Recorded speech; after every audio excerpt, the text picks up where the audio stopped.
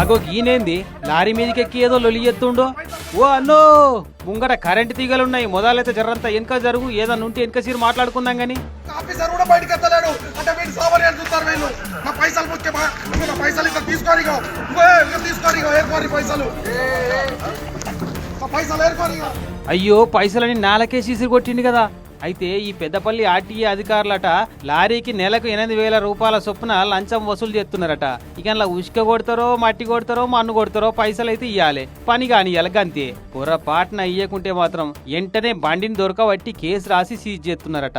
అయితే ఈ అన్న అట్లా పైసలు ఇయ్యనందుకే లారీని పట్టుకొచ్చిరట.